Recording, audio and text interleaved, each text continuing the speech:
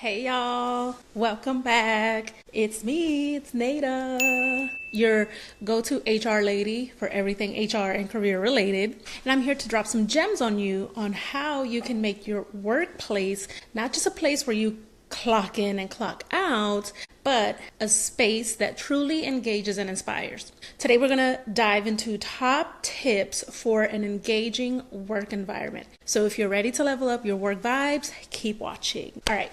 Let's jump into it with tip number 1. Encourage open communication. This one's a game changer, y'all. Creating an environment where employees feel comfortable sharing their ideas, concerns, and feedback is key. It's not just about having an open door policy, it's about actually listening and taking action on what's being said. When people know that their voices matter, they're more likely to be engaged and invested in the company's success. So you definitely want to make sure that whatever you're implementing, especially if you are taking advantage of employee surveys, that you actually take action on the ideas, feedback from employees, not just taking advice or asking for survey feedback and not doing anything about it. So you have to make sure that you're going to stand on business and you're going to do as you said that you're going to do, which is going to be to improve the employee culture and the employee experience. Tip number 2, recognize and reward effort. We all know that feeling when we've put our blood, sweat, and tears into a project and it goes unnoticed. Ain't nobody got time for that. Recognizing your team's hard work doesn't always have to be about big bonuses or fancy awards. Sometimes a simple shout out in a meeting or a personalized thank you email can go a long way in boosting morale and engagement. And I know, like for me, I like to hear that I'm doing a great job. That's actually one of my love languages, words of affirmation. So I need to know from my leader that I'm doing a great job, that I'm on target, that I'm on point. And if I'm not, help me so that way I can redirect and make sure that I do whatever it is that I need to do to fix the concern or the issue. Tip number 3, foster a sense of community. Your team spends a huge chunk of their lives at work. So it's important that they feel like they're a part of something bigger than just their job descriptions. Encourage team building activities, whether it's a monthly lunch, a team outing, or even a virtual coffee break.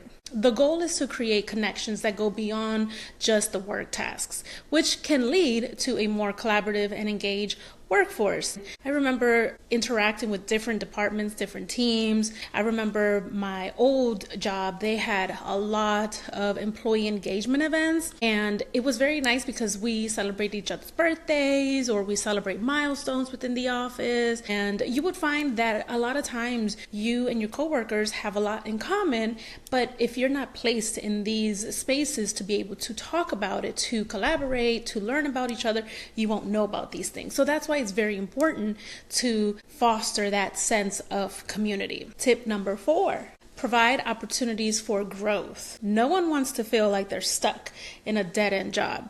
Offering opportunities for professional development, whether it's through training programs, mentorship, or even just challenging projects, shows your team that you're invested in their growth. And trust me, when people feel like they're growing, they're more likely to stay engaged and committed. My first HR job, I stayed with that employer for 8.5 years. That was a long time, but I just felt such a sense of loyalty to them, a dedication to them, because they were actually the ones who opened the door into my HR role, into the HR field, that they offered me and they invested in me career development, career paths, finished my degree through them, obtained my certification, just learned so many different skills, went through so many courses and classes, just because they saw that I had it in me and I wanted to learn and I wanted to grow. So they saw the potential.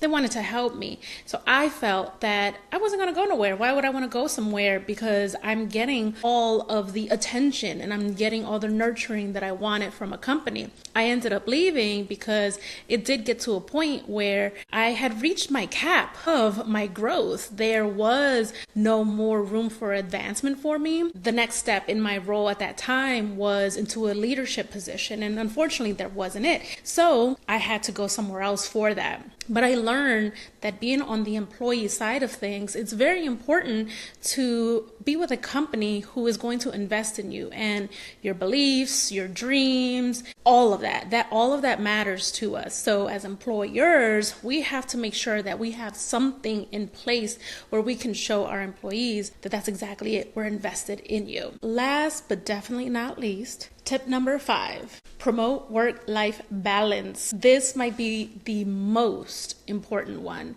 especially in today's world.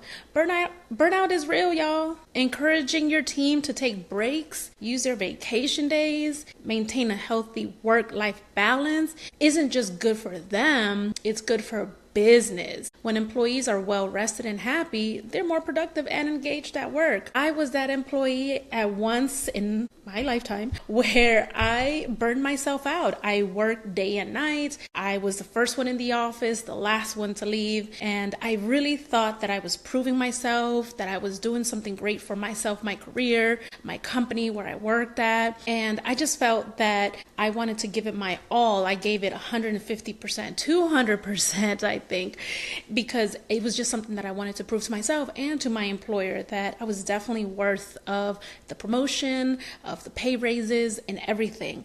But I got to the point where I didn't have a personal life. I was always at work, barely saw my kids, my family, and it actually started creating an issue, a conflict at home because I was never at home. I was always at work, and all I did was think about work and work. I just was so engulfed in it that it became a little toxic. It was bad. But I was so invested into my career that I was like, I have to grind, I have to hustle, but that's not it. That's not the right way to go about it. You can have a work-life balance and still be successful in your career, still be successful at home. It doesn't always have to be work, work, work. Yes, we gotta hustle, we gotta grind to where we want to get to, but it's not always that route that we have to go through. I would definitely encourage employees to work their 8-hour shifts or whatever, 10, 12-hour shifts, depending on your role, your field. I would definitely encourage you just to work those shifts, but still when you're off the clock, try to focus and just think about home and not think about work. Leave your work emails at work. Leave your work projects at work.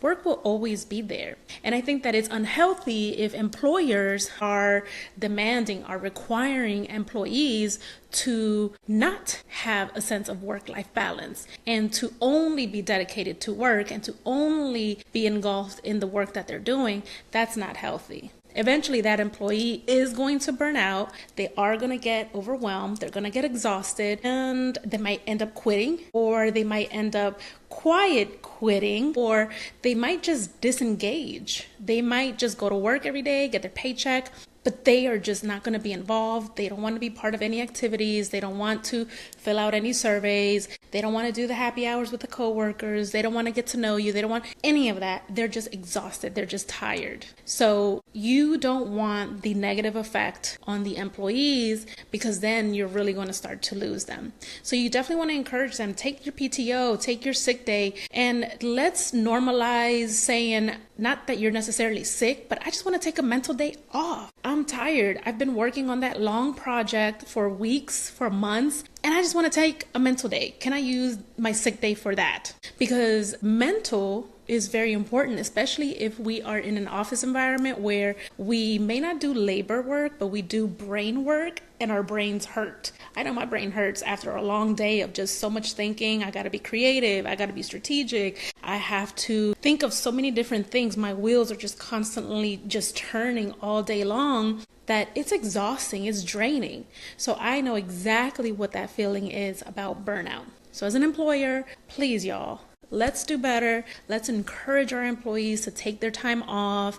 And let's not ask people why they want to take time off. Just let people take time off. It's their time. They've earned it. They've worked for it. And as employers, we're providing it to them as well as part of their benefits package. So let's not make employees feel like they have to ask to take off.